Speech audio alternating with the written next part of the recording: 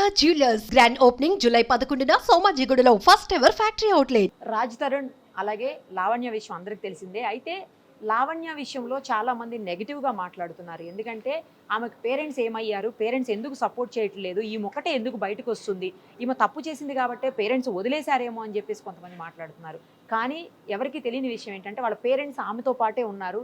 ప్రతి చోటకి వాళ్ళే దగ్గరుండి ఆమెను తీసుకెళ్తున్నారు. ఇప్పుడు అడ్వకేట్ దగ్గరకు కూడా వాళ్ళ పేరెంట్స్ కూడా వచ్చి ఉన్నారు. ఇదిగో చూడండి మనతోటే ఉన్నారు, ఒకసారి వాళ్ళతో కూడా మాట్లాడదాం. అందరికి నమస్కారం అండి. ఇప్పుడు జరుగుతున్నటువంటి విషయంలో మీరు అసలు సపోర్ట్ చేయట్లేదని, మీరు అసలు వదిలేశారని, మీ అమ్మాయిని తప్పు చేసింది కాబట్టి వదిలేశారని కొంతమంది లేదమ్మా, ఏం లేదు. మా పాపకు మేము సపోర్ట్ చేయకపోతే ఎవరు చేస్తాం? 100% సపోర్టే ఉంటుంది. కాకపోతే మా పాపకు అన్యాయం జరిగింది. 14 సంవత్సరాల నుంచి ఎట్లా అంటే అట్లా ముందు 14 సంవత్సరాల నుంచి పరిచయం 10 ఏళ్ళు అయిందండి పెళ్ళి అయ్యి అయ్యి ఉండొచ్చు. అంటే మనకి తెలియకుండా లోపల లోపల ఇద్దరే కదా, లోపల లోపల ఏదో టెంపుల్ దగ్గరికి వెళ్ళి వేసేసుకున్నారు. ఆ సంగతి మాకు కూడా తెలుసమ్మా. కాకపోతే మేము ఎవరికి చెప్పలేదు, కదా. ఎందుకంటే అందరి ముందు తెలిస్తే అది చెప్తే అది వేరు ఉంటుంది. కాకపోతే మేము ఎవరికి చెప్పలేదు. మ్యారేజ్ అయిందని చెప్పిందండి మాకు. తర్వాత మీరు వాళ్ళ ఇంటికి వెళ్తాం, వాళ్ళు మీ ఇంటికి, అది మామూలు వస్తూనే ఉంటాం, వెళ్తూనే ఉంటాం.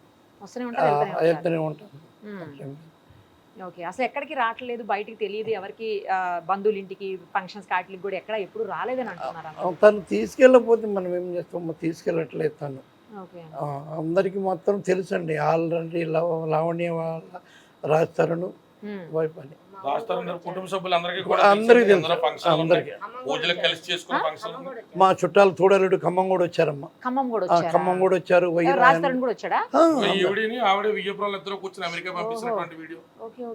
అమెరికా పంపించినప్పుడు విజయపురాలు ఇద్దరు కూర్చున్న పిల్లలు అమెరికా పంపారు. తిరిగి టపాలో భర్త ఒక్కడికే తెలుసు, రైల్వే స్టేషన్ నుంచి కేసు. అదే అర్థమైంది. మీతో బానే ఉండేవాడా అండి రాజ్ తరుణ్? మాట్లాడుతూ కూడా 2 days బ్యాక్ కూడా మేము ఇద్దరం కాల్ చేసి మాట్లాడాము. ఏం జరుగుతుంది, ఏం చేస్తున్నావు, అసలు పాప ముంచుతావా లేదని కూడా మేము చెప్తుంటే తను ఏమి ఆన్సర్ ఇవ్వటం లేదండి. నాదేం లేదు, మీ పాపని అడగండి. ఇంకా నేనేం చెప్పాలా, ఏం మాట్లాడాలా? మీ పాపని అడగండి, మాకేం తెలియదు. ఇంతకుముందు అంత మంచిగానే ఉండేవాడా? అప్పుడు కూడా మంచిగానే ఉంటాడు, అట్లేం లేదండి, మంచిగానే ఉంటాడు. కానీ బట్ ఏమైందో ఒక సైకోలాగా అయిపోయిందమ్మా ఇప్పుడు. అంతే, ఒక సైకోలాగా ఎలా మాట్లాడుతున్నాడో కూడా తెలియదు పాప విషయంలో. ఆ విషయం అయితే 100% అన్యాయం జరిగింది. అట్లా పద్ధతి కాదు కదమ్మా. ఇన్ని సంవత్సరాలు ఉండి ఇట్లా చేసుడు ఒకళ్ళ పేరు మీద. తనకి కూడా వాళ్ళ సిస్టర్లు ఉండొచ్చు, అమ్మ నాన్న, అట్లా ఒక తప్పు కదా ఒక మాట మాట్లాడినావు. సర్వం కుక్కల కాడ నుంచి ఏ టు జెడ్ అన్నీ చూసుకుంటూ వచ్చేసి ఇప్పుడు ఇట్లా బయట పెట్టి అక్రమ సంబంధాలు చేస్తే ఇంక మేము బతకాలా ఉండాలమ్మా. మీరే న్యాయం చేసి దయచేసి మీడియా ద్వారా అందరికీ చెబుతున్నామమ్మా. మీరు వాళ్ళ పేరెంట్స్తో ఒక్కసారి మాట్లాడి చూడాల్సిందేమో కదండి. మాట్లాడారా పేరెంట్స్? ఏమన్నా వాళ్ళ నెంబర్ ఉంది కానీ లేదు, పని చేయట్లేదండి. తీయట్లేదా వాళ్ళు? అంటే బ్లాక్ చేశారేమోనండి. అన్ని బ్లాక్ చేశారు, వాట్సాప్ బ్లాక్ చేశారు, నార్మల్ కాల్స్ బ్లాక్ చేశారు. అదే అన్ని బ్లాక్. ఫోన్ చేస్తే బేరాలు పెడుతున్నారు చుట్టాల ద్వారా. ఈ అమ్మాయికి ఆయిల్ అని ఉంచుకుంటారు, బయటికి గెంటేమంటారు, పాపం బేరాలు పెడుతున్నారు. బయటికి మాట్లాడుకోలేక, ఇన్నాళ్ళ పాటు ఏమి చెప్పుకోలేక.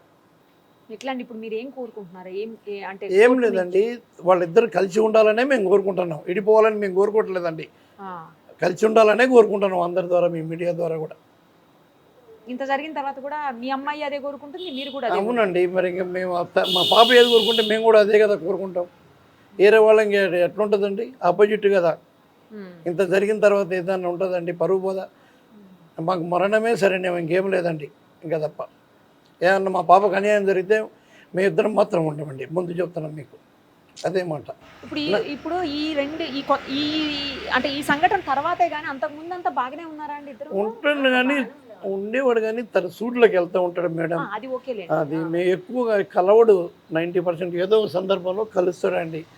కలిసినప్పుడు మాట్లాడతాం, అంత ఫ్రీడమ్. ఎప్పుడంటే చేసుకుందాం అన్నీ అంటాడు.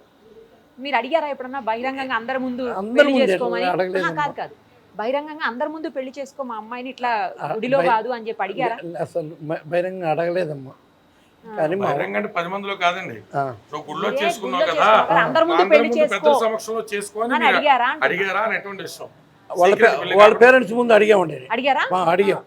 అడిగితే ఇంకా ఇద్దరు ఇష్ట ప్రకారం జరుగుద్దాం రండి అని చేద్దామన్నారు వాళ్ళు కూడా. ఇద్దరు ఇష్ట ప్రకారం మీ అమ్మాయికి అన్యాయం జరగదని చెప్పారు వాళ్ళ నాన్న. ఇప్పుడేమో అసలు ఫోన్లు కూడా తీయట్లేదు. లేదండి, తీయట్లేదు ఫోన్. సరే ఇప్పుడు ఇక కోర్టు ద్వారా తేల్చుకోవడం తప్పించి వేరే ఏం కూడా కనిపించట్లేదు. అంతేనమ్మా. థ్యాంక్స్ అండి. సుమన్ టీవీలో మీ పర్సనల్ అండ్ బిజినెస్ ప్రమోషన్స్ కోసం కింది నెంబర్కి కాంటాక్ట్ చేయండి.